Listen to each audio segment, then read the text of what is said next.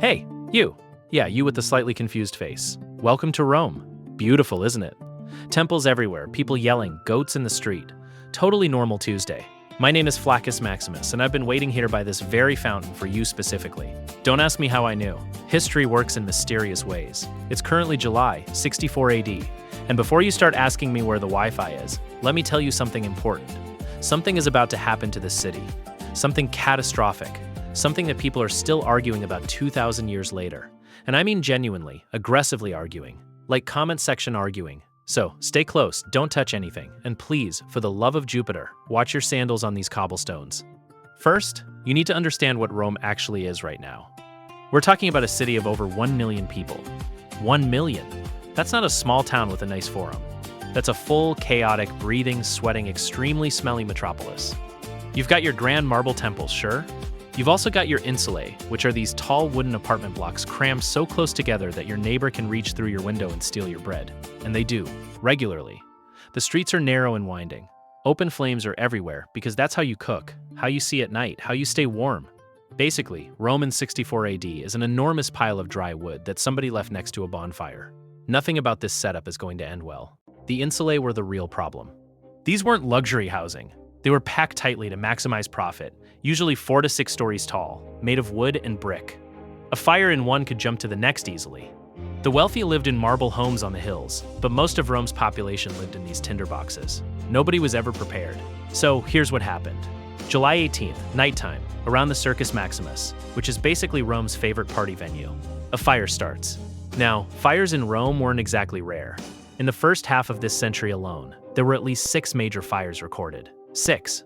So the citizens of Rome were no strangers to a little neighborhood blaze. But this one was different. A strong summer wind came rolling off the Tiber River, and it picked that fire up and just ran with it. In a matter of hours, the lower parts of the city were completely engulfed. People woke up to screaming.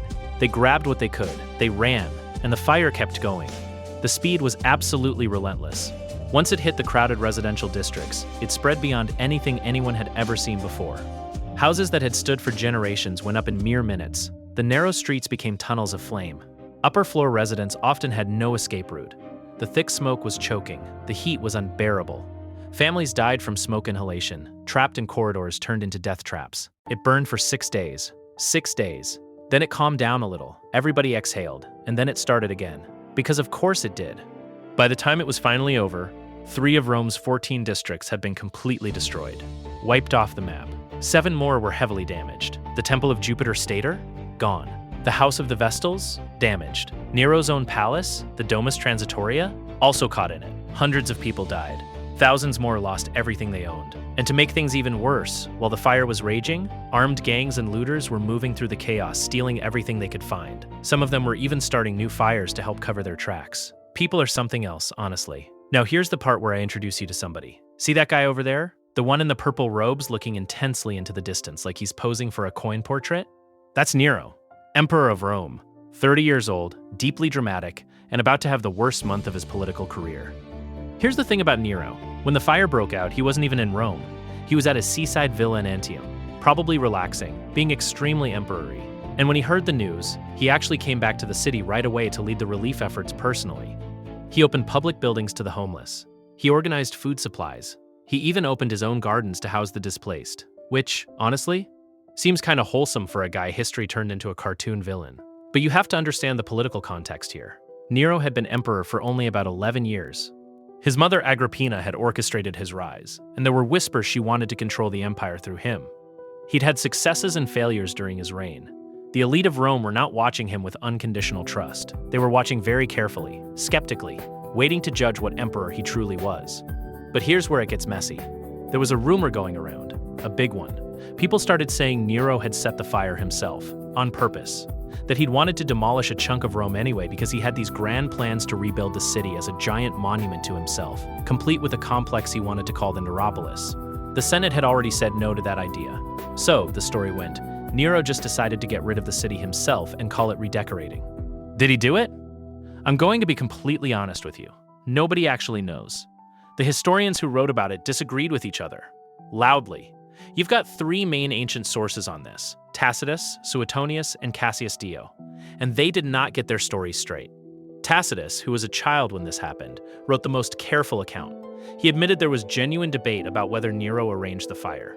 Some people said yes, some said it was divine punishment, and Tacitus himself sort of shrugged and said both theories existed. He wasn't going to commit. Suetonius, however, absolutely committed. He painted Nero as a corrupt, scheming emperor who used his own city guards to knock down stone buildings with siege weapons so the fire could spread farther. Dramatic. Vivid. Also possibly completely made up. Modern historians lean pretty heavily toward the Tacitus version. And then there's the fiddle story. You've heard it, right? Nero fiddled while Rome burned?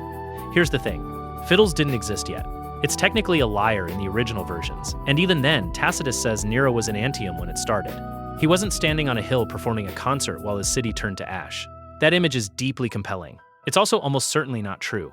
But it stuck around for 2,000 years because a story where the emperor is evil and theatrical is a better story than a story where the emperor is complicated and possibly trying his best. History is mean like that. So where did the fiddle story come from? Partly from political enemies. Partly from the general vibe of Nero's reign, which was, to be fair, not always great. Partly from what happened next. Because here's where Nero made a choice that even his defenders struggled to explain. He needed someone to blame for the fire. The rumors were getting loud. People were already suspicious. So he looked around for a convenient scapegoat, and he landed on the Christians. A small, relatively new religious group in Rome. Not popular with everyone. Easy to point at. Nero declared that the Christians had started the fire. He had them arrested. He had them executed in some very public and very horrible ways. Some were thrown to lions. Many were crucified.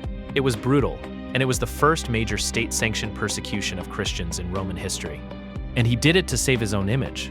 Which is, yeah, that's bad.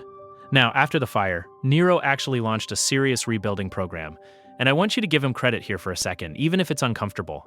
He widened the streets. He required new buildings to be made of fireproof stone. He created open spaces between structures to serve as fire breaks. Rome after the fire was genuinely better designed and safer than Rome before it. That's real. That happened. And then he also built himself the most outrageous palace in the history of the ancient world, which kind of undercut the goodwill a little. The Domus Aurea, the Golden House. That's what he called it. And listen, I've seen some impressive architecture in my time as a Roman-based history guide, but this was something else. The rooms were covered in gold. Actual gold. The ceilings were ivory and could rotate to sprinkle perfumes on guests. There was a circular dining room that turned slowly like a rotisserie chicken situation. The complex covered a massive area of the city that had been cleared by the fire. So, you can see why people connected those dots. Did Nero plan it? Evidence says probably not. Did he benefit enormously from it? Absolutely. Did he handle the optics poorly? Brother, he built a rotating golden palace on the ashes of his city. Yes, the optics were poor. The people of Rome were not happy. The wealthy classes were not happy. The military was not happy. These things have consequences. See, what the fire really burned down wasn't just the buildings. It burned through the last of whatever goodwill Nero had left. After the fire, conspiracies started forming. The army began to lose confidence in him. Uprisings broke out in Spain, Gaul, and the eastern provinces. His grip on power was loosening fast. And when even the Praetorian Guard, the personal bodyguard unit literally created to protect emperors, abandoned him, that's when you know things are completely over. In 68 AD, just 4 years after the fire, Nero fled Rome. He went to a villa outside the city. He was 30 years old. He had a grave dug for himself, ordered his secretary to help him, and died by his own hand, stabbing himself in the neck with a dagger. A dramatic end to a deeply dramatic life. The Julio-Claudian dynasty, the line that had started with Julius Caesar and Augustus, died with him. All of it, the prestige, the lineage, the whole imperial brand, gone. And the Great Fire, whether or not Nero started it, was the thing that set that collapse in motion. Now, look around you. The city is quieter now. Rebuilding is slow.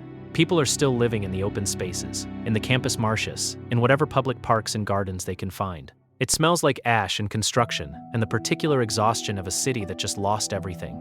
And yet Rome is still here. That's the other thing worth noting. Cities don't just vanish. People are already hauling stones, arguing about property lines, setting up food stalls in the ruins.